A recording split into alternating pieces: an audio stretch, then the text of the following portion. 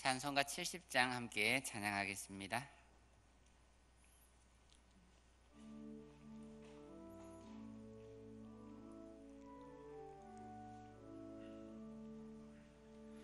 피난처 있으니 환난을 당한 자 이리 오라.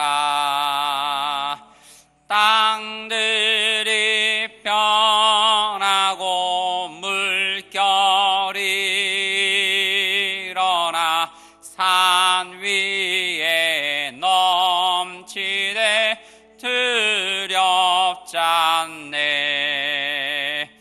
이방이 떠들고 나라들 모여서 진동하나. 우리 주 목소리 한 번만 바라면 천하의 모든 것 망하겠네. 만유주 하나님 우리를 도우니 피난처요.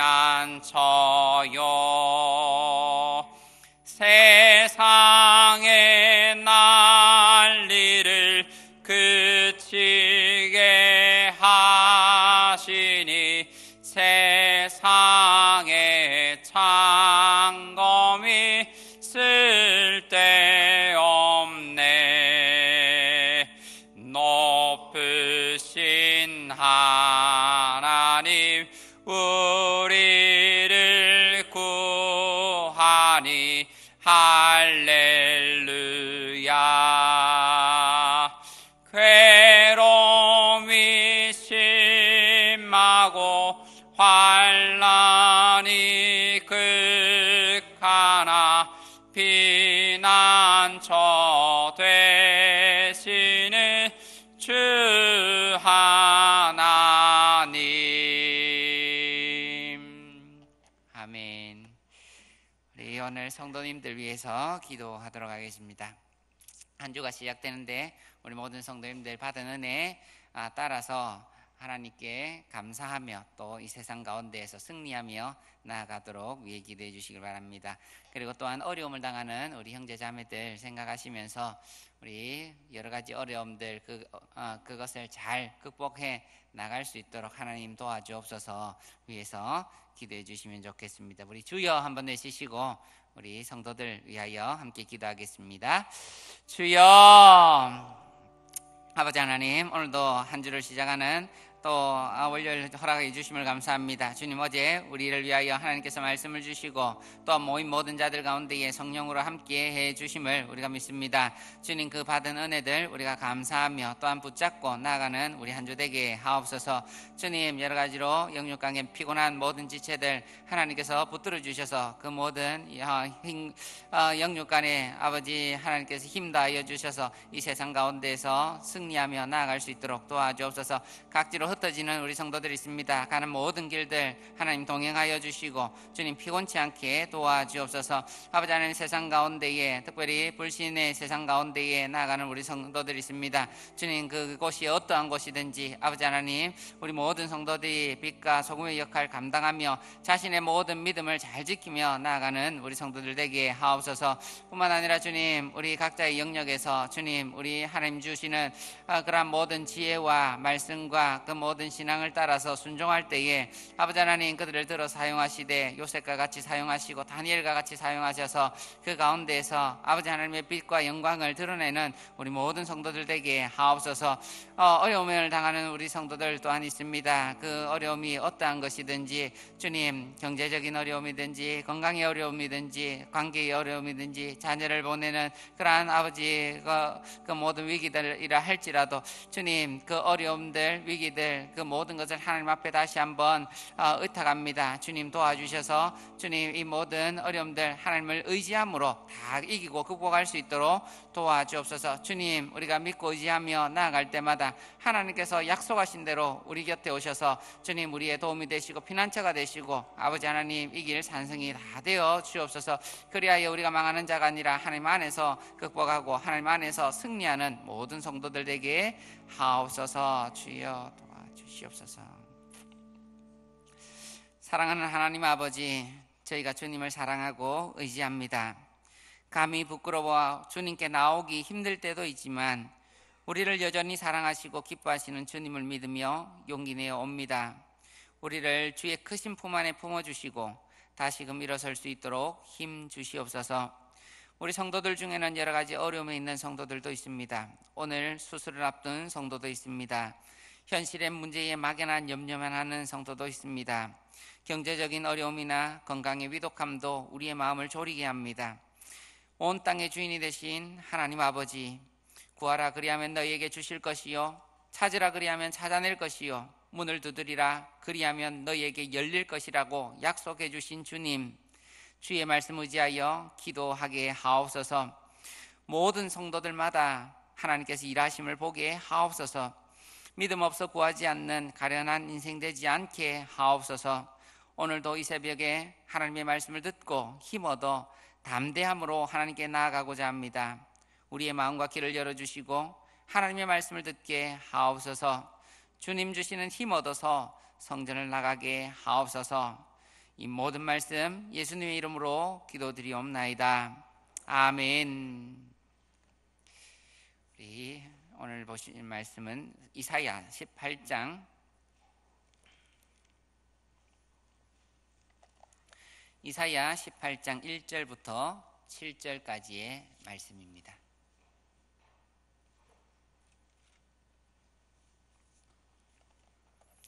한 절씩 교독하고 마지막 절을 함께 읽겠습니다. 슬프다 구스의 강 건너편 날개치는 소리 나는 땅이여,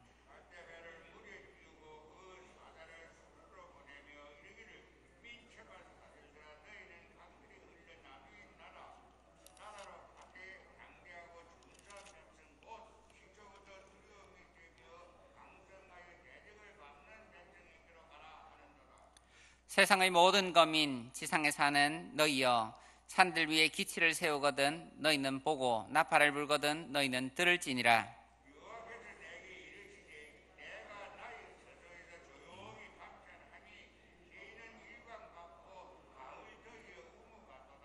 추수하기 전에 꽃이 떨어지고 포도가 맺혀 익어갈 때에 내가 낫으로 그 연한 가지를 베며 퍼진 가지를 찍어버려서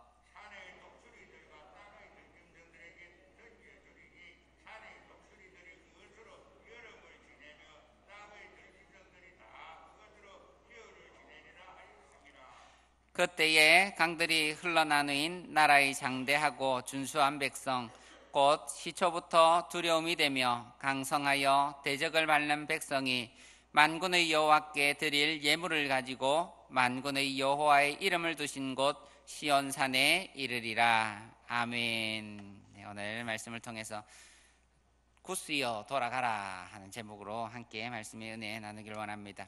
이사야 18장은 구스, 지금으로 말하면 에티오피아에 대한 경고이고 19장은 이집트에 대한 경고, 그리고 20장은 구스와 이집트가 멸망할 것이다 하는 예언으로 이 세 장이 한 세트로 묶여져 있습니다.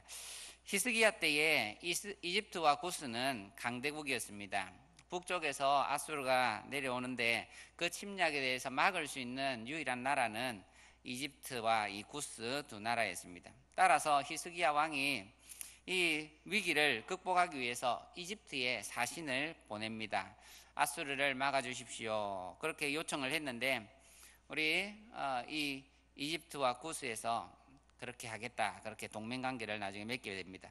지금은 에티오피아 하면 가난한 나라, 흑인 이런 것들이 이미지들이 떠오르지만 사실 역사적으로 히스기야 때에는 이 이집트 그리고 구스는 강대국이었습니다. 그리고 이집트와 구스는 적경한 나라인데 서로가 이기려고 계속 서로 싸우는데 이 당시에는 구스가 이집트를 이기고 있는 상황이었습니다. 그래서 구스에 대한 예언이 먼저 나오고 이집트가 그 다음에 나오는 겁니다. 하나님께서는 이런 환란의 때에 사실 유다 백성이 히스기야가 하나님을 의지해야 된다라는 그것을 원하고 계셨습니다. 그런데 사람들은 하나님, 눈에 보이지 않는 하나님보다는 눈에 보이는 현실적인 대책을 먼저 생각하게 됩니다.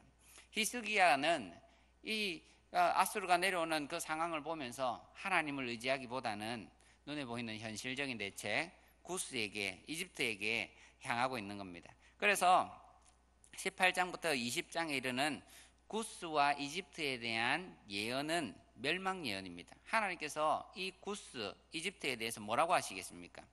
구스는 망할 것이다. 의지할 대상이 못 된다. 이집트도 망할 것이다. 의지할 대상이 못 된다. 하나님 자신이 직접 예루살렘을 보호해 줄 것이다. 이것을 예언하는 겁니다. 이 예언 누구에게 하는 예언입니까? 결국은 히스기야 왕 들으라고 하는 예언입니다. 그래서 이러한 예언의 배경들을 생각하면서 우리가 말씀을 듣도록 하겠습니다. 1절을 보면 에티오피아 땅과 그 사람들을 향해서 이렇게 말합니다. 슬프다 구스의 강 건너편 날개치는 소리나는 땅이여. 왜 구스가 슬픈 나라입니까? 왜 슬프다 합니까? 왜냐하면 얼마 지나지 않아서 멸망당할 것이기 때문입니다. 날개치는 소리나는 땅, 이것은 몇 가지 해석의 방법이 있지만 벌레가 많은 땅 이렇게 생각하십니다. 습지가 많아서 벌레가 막 날개치는 소리 내는 것을 말합니다. 벌레는 풀벌레, 물이 많으니까 식물이 잘 자라고 식물이 많으니까 벌레가 많이 생기는 겁니다. 그러면 물이 많은 것이 복이 아닙니까? 물이 많은 것은 사실 복입니다. 그런데 하나님께서는 이 물이 많고 식물이 잘 자라는 이곳을 향해서 벌레 많은 땅에 불과하다. 유다가 의지하려고 하는 구스는 벌레 많은 그 나라에 불과하다라고 평가절하해서 말씀하시는 겁니다. 2절에 보면 다시 이 수로의 배를 띄운 사절단이 등장합니다. 많은 강줄기 사이를 배를 타고 다닙니다. 인류 문명은 큰 강물을 따라서 그 중심으로 형성되지 않습니까? 구스 역시, 이집트 역시 풍부한 수자원을 이용해서 강대국을 이룬 나라입니다. 그 백성들은 강하고 준수합니다. 하지만 구스의 사절단을 향해서 하나님께서 하시는 말씀은 돌아가라. 지금 이 사절단이 뭐 하는 것입니까? 사절단은 유다 히스기야가 보낸 그 메시지, 도와주십시오 하는 그 메시지를 받고 이제 사절단을 파견합니다. 그 사람들이 배를 타고 이제 유다 히스기야가 있는 곳으로 메시지를 가지고 동맹하겠습니다. 이 메시지를 가지고 가려고 하는 겁니다. 그 사절단을 보고 하나님께서 하시는 말씀은 오기도 전에 돌아가라. 왜 그렇습니까? 유다의 구원은 하나님 외에는 다른 것이 낄 자리가 없기 때문입니다. 사절단이 오면 뭐라고 하겠습니까? 분명히 우리가 도와줄 테니 걱정하지 마라, 안심하라, 우리만 믿어라. 유다가 듣기에는 히스기야 왕이 듣기에는 이거는 분명히 기뻐할 소식이지만 하나님께 있어서는 이거는 방해거리고 하나님께 있어서는 전혀 기뻐할 소식이 못 됩니다. 하나님은 사실 유다 그 백성들에게 이러한 어려움을 주는 이유, 그럼 모든 강대국이 쳐들어오게 하는 그런 이유는 하나님을 의지해라 이것입니다. 하나님의 백성이 되라, 하나님께 도움을 구하라, 이것을 위해서 어려움을 계속해서 줍니다. 계속해서 다른 것 의지하지 마라. 그런데 우리 사람들은 역시나 눈에 보이는 그 대상을 더욱 의지하는 그런 성향들이 있습니다. 우리에게 적용하면 이것이 어떻게 되겠습니까? 성도들은 하나님을 대체할 어떠한 세력도 마련하면 안 된다라는 말씀입니다. 우리 코로나로 인해서 경제가 많이 어렵습니다. 기도로 하나님께 매달려 보기보다는 우리가 자꾸 현실적인 대안을 찾으려고 하지는 않습니까? 직장을 구하는 일이나 질병의 문제나 결혼의 문제나 자녀 출산이나 양육이나 임신이나 자녀를 먼 곳에 보내는 일이나 모든 일에 있어서 매사에 하나님께 기도해서 하나님의 도우심을 구하기보다는 우리가 늘 현실적인 대안을 찾으면서 그것으로 문제를 풀려고 하지는 않는가 하는 것입니다. 우리가 미련을 가지지 말고 지금 이 순간에는 돌려보내시길 바랍니다. 그런 현실적인 대안들 돌려보내고 우리의 눈을 들어서 하나님께 기도하시길 바랍니다. 히스기야는 어떻게 했을까요? 돌려보내지 않았습니다. 37장을 보면 8절 9절에 의하면 아수르가 유다까지 내려왔습니다. 림나라고 하는 성을 칩니다. 그때에 구스 왕이 유다를 돕기 위해서 출정을 합니다. 히스기야가 사절단을 보낸 겁니다. 그리고 이 구스가 환영을 하고 동맹을 맺었기에 도와주러 왔습니다. 그런데 그 싸움에서 이 구스는 패하고 맙니다. 히스기야는 이 일로 인해서 오히려 하나님의 심판을 더 받고 맙니다. 한편으로는 이 히스기야가 오죽했으면 그랬겠나 하는 현실적인 제한이 얼마나 강력한 것인가 하는 어려움을 보여주는 것이고, 또 다른 한편으로는 역시 하나님의 말씀은 변함없이 성취되고 만다라는 것을 보여주는 겁니다. 우리가 다시 한번 말씀을 의지하여 간구드리기는 현실적인 대안보다 우리 하나님을 더욱 의지하시는 성도님 되시기를 축복합니다. 3절부터 6절을 보면 하나님께서 이 세상을 어떻게 경영하시는지를 말씀합니다. 이사야는 구스에 대한 예언에 대해서 세상의 모든 사람들이 하나님을 알아야 한다라는 것을 외칩니다. 하나님의 일하심이 어떠한지 그것을 4절에서 말씀하시는데 마치 태양이 하늘에서 내려 쬐인 것 같다라고 합니다. 그리고 또 가을에 운무가 생겼다가 없어지는 것과 같다. 누가 태양을 그렇게 주목하며 태양이 어떻게 움직이나 주목하는 사람이 어디 있습니까? 누가 안개가 생겼다가 언제 없어지나 어떻게 없어지나 주목하는 사람이 누가 있습니까? 마치 하나님의 일하심이 자연의 현상과 같아서 자연은 이 세상에 사람들이 내가 아무리 어렵고 아무리 힘든 일이 있고 급한 일이 있고 자연은 여전히 원래대로 돌아가는 것 같고 어제가 오늘 같고 오늘이 내일 같고 우리하고 아무 상관없는 것 같지 않습니까? 그러나 하나님께서 일하심이 이와 같다는 것. 우리하고 아무 상관없는 듯 멀리 계신 듯 무관심한 듯 같지만 하나님은 일하십니다. 그래서 하나님의 때가 되면 하나님이 심판하신다는 겁니다. 5절에 가면 추수하기 전에 꽃이 떨어지고 포도가 맺혀 익어갈 때에 심판할 것이다.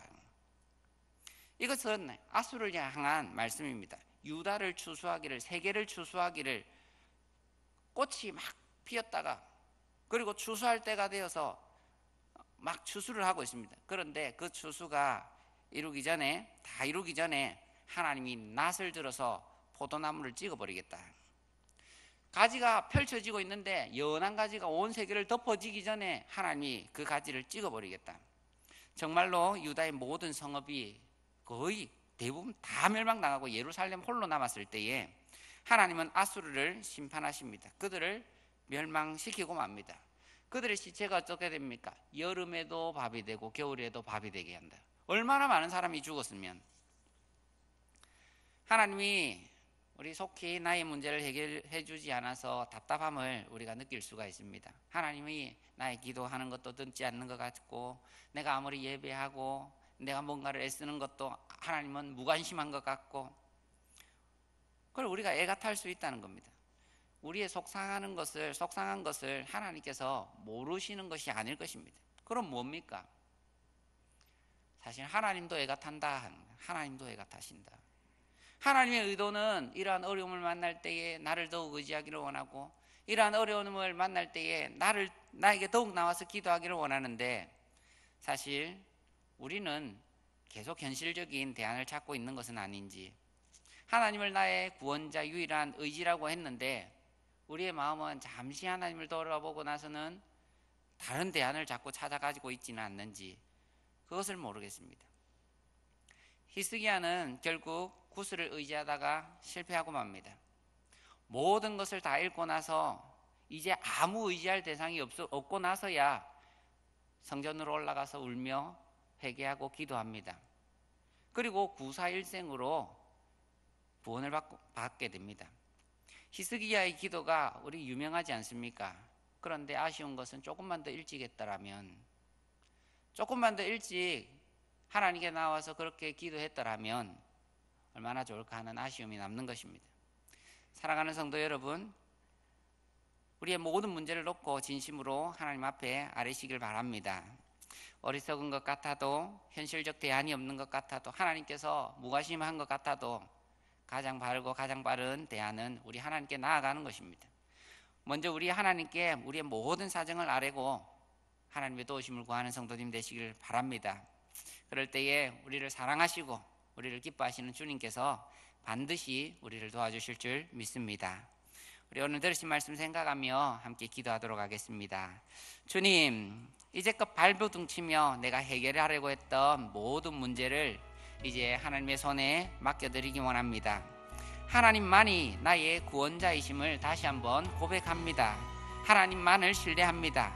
주님 더욱 의지할 수 있는 믿음 다하여 주옵소서. 우리 이러한 기도 제목을 가지고 주여 한번 외치시고 함께 기도하도록 하겠습니다. 주여, 아버지 하나님,